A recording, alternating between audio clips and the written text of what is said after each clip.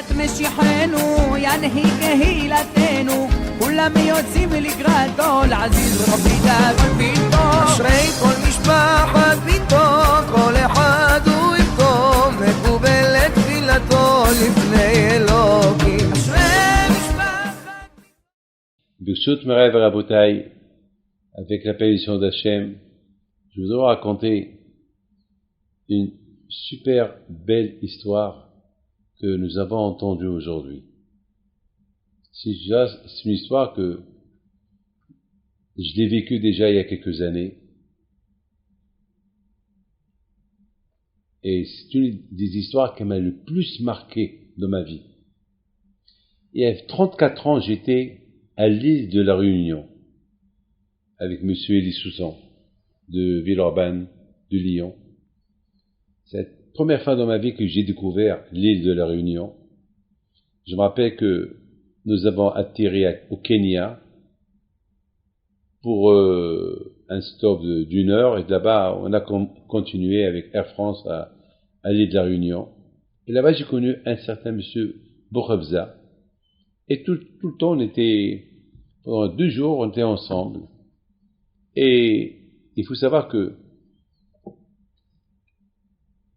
jamais j'oublierai le Shabbat qu'on a passé là-bas, parce que presque toute la communauté, ils étaient tous la plupart des jeunes. Il y avait la famille Ramin, beaucoup des jeunes que plus tard ils ont quitté l'île de la Réunion et qu'ils sont venus ils sont retournés chez eux, ils sont devenus aujourd'hui des Bnei Torah. Et je me rappelle que jamais j'oublieront ce Shabbat qu'on a passé. Un Shabbat de Torah. Un Shabbat de Torah. On a passé un Shabbat de Torah. C'était un Shabbat magnifique. Et ça a réveillé tout le monde. Tout le monde s'est réveillé. Et Bémet, c'était spectaculaire. Et je suis retourné encore à l'île de la Réunion, je crois 1 an plus tard. Et grâce à Dieu, j'ai vu que l'impact de ma visite l'année dernière, elle avait fait un effet. Alors, un jour, à l'aéroport, je rencontre un monsieur qui s'appelle monsieur Bourhabza. Il m'a embrassé, je l'ai embrassé. Il me dit, Rabbi David, il faut que je te raconte une histoire que tu ne vas pas croire.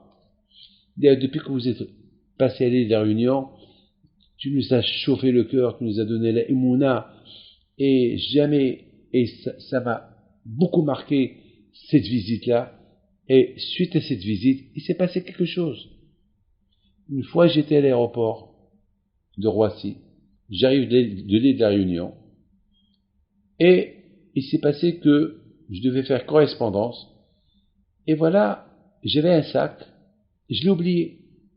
Donc, la police, ils ont fait des annonces. Celui qui a oublié son sac, il faut le prendre, sinon, on va le détruire. C'était à l'époque que malheureusement il y avait des bombes qui se posaient à gauche et à droite. Et puis voilà, moi j'avais complètement oublié le sac, j'ai pas répondu à l'appel.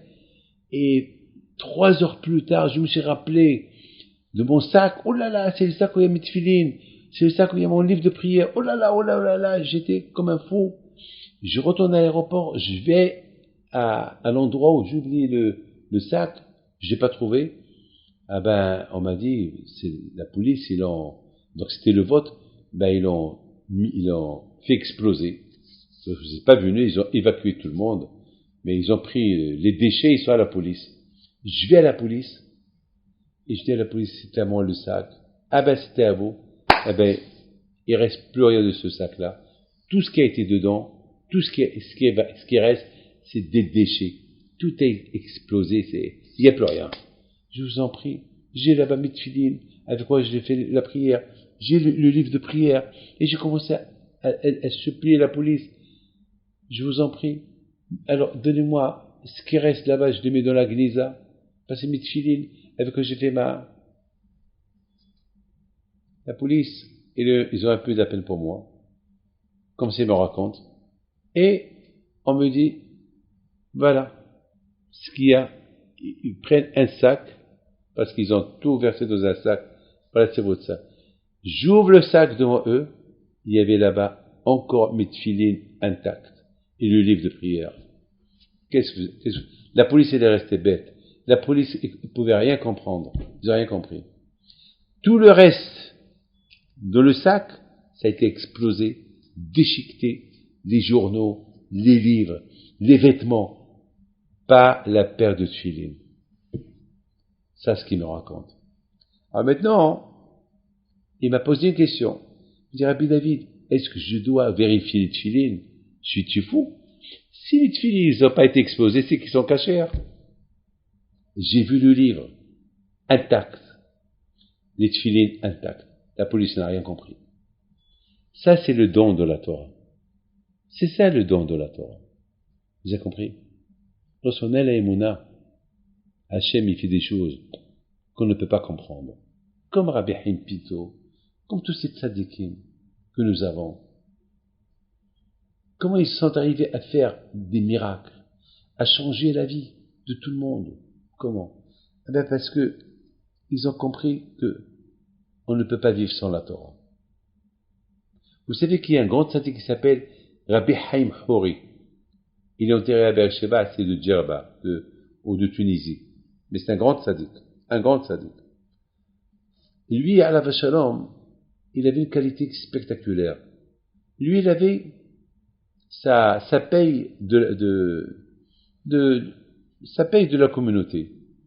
Mais la communauté a remarqué que presque tout son argent, il y dépensait en achetant les mitzvot de la Torah. Lorsque on vend la Ptihat HaEchal, l'ouverture de l'arche, il achète une montée, il achète. Alors ils lui ont dit, Rabbi, mais tout ton argent il va dans chaque Shabbat dans le Sefer Torah. Il a dit, je veux que les gens ils savent l'importance, le kavod de la Torah. Parce que les gens ils croient lorsqu'ils montent au Sefer Torah, mais c'est un kavod lorsqu'ils montent au Sefer Torah. Le kavod de la Torah. Honorer la Torah. La Torah c'est le plus beau cadeau des cadeaux. Alors moi, c'est ma seule façon de montrer aux gens combien j'aime la Torah lorsque j'achète des montées de la Torah et j'achète des mitzvot. Que Hachem vous protège et son mérite soit avec vous. Amen. Amen.